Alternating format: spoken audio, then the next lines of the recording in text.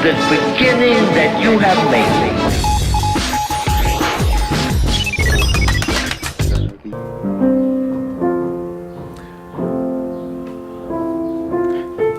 I would like to add that I'm not a pianist.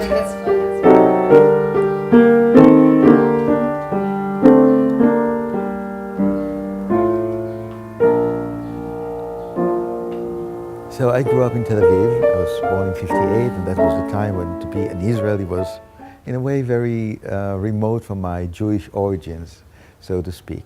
Very Israeli in a way. My name is Itay, and that's a bit funny, I know, but it's biblical. It's a biblical name. There's nothing I can do about it. But also the name of my profession is rather funny.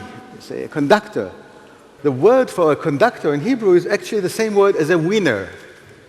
So you have an orchestra with one winner and many losers actually playing the music. In English, it's interesting. Conducting, it's all about, so it seems, connectivity.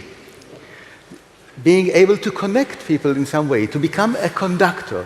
My interest in leadership, in speaking about leadership, in the change I've made in my career, so to speak, to conduct less and deal more with music as a metaphor, maybe is a way to initiate some change. There are two basic perspectives which come into play. First one has to do with control and creativity and the relations between the two. And the second one has to do with the individualistic character of music as a performer, as a listener, and then the community. Look at Leonard Bernstein. You must know the name Bernstein and what he did. Look at a very short clip from Bernstein. See what happens there.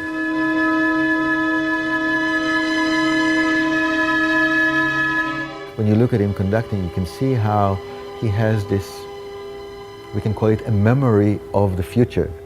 He knows so well, not only as a vision, but actually a memory.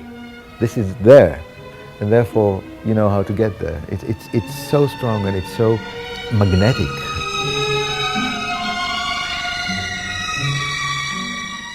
Did you see the face? Did you see how many expressions this guy had? So when you're sitting in the orchestra playing violin and you're playing a painful sound. Painful, not because it's out of place or out of tune, but because the meaning of it is painful. Yeah, you look at Bernstein, what do you see? The guy is suffering. Not in a way that you would like to stop, yes, suffering as if enjoying himself in a Jewish way, if you understand. You know, happily immersed in his own suffering, yeah? Did you see the fact that the baton, the stick was actually not used anymore? So it's not about authority. Something happens that comes instead of, I'm going to tell you what to do.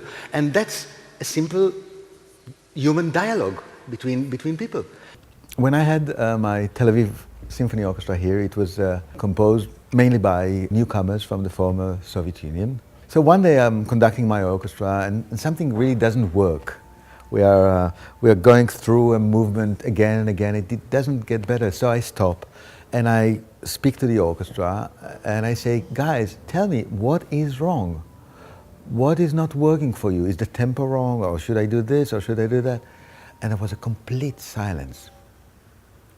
And after maybe 3 minutes, an older gentleman, stands up and with his broken Hebrew, but very clearly says, where we come from, conductor doesn't ask the orchestra what to do. He knows what to do.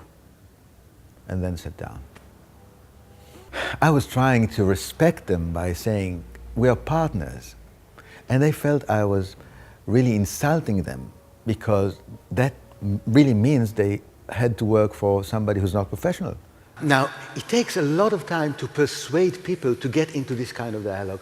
I had the good fortune to be Lenny's student and also his assistant.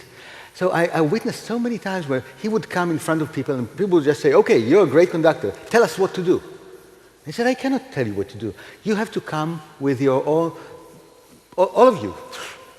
personality and all, and tell me what you think about this part of Mahler. And once you start that, we're starting a dialogue, and this becomes a dialogue of all the people playing the music, and the interpretation is actually achieved through this dialogue. Leonard Bernstein always said that he basically wanted to be a rabbi.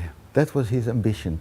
And a funny thing, when the Israel Philharmonic finally, after many years, gave him the title of the equivalent for a laureate conductor, it's called in Hebrew, Rav Menatzchim. Rav Menatzchim. So he said, finally, I'm a Rav. I always want to be a rabbi. And I got, this is because he was so involved with actually verbalizing, trying to explain to people about music and music. And he saw that as a very Jewish thing. And I think it is.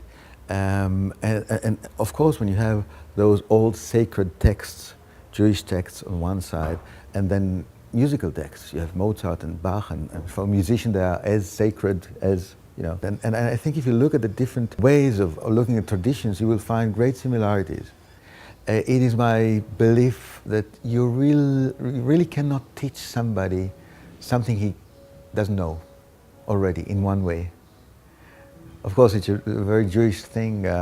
You think about when the angel comes and hits the newborn on the head, and then he forgets all the Torah and the traditional ways of asking questions.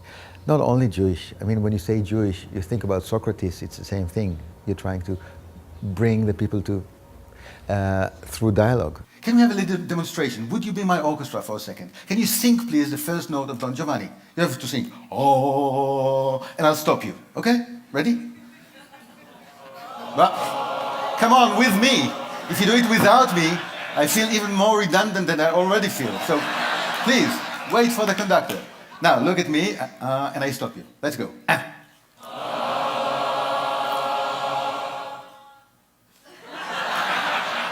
So we'll have a little chat later. I understood that something I really wanted to get rid of, which was to be authoritative, to tell people what to do. I don't like it. So I understood either I have to change or I have to change my vocation. And I did partly both.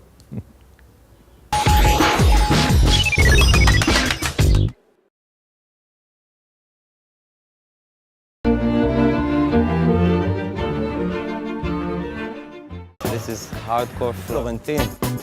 Yes, it's morning. At a period that I played a lot, you know, perform with a million bands. I think the thing I love to do the most is to sit right here and to do whatever I feel like on the computer. I really cruise around the internet a lot, you know, searching for anything creative. Then I express myself through the internet.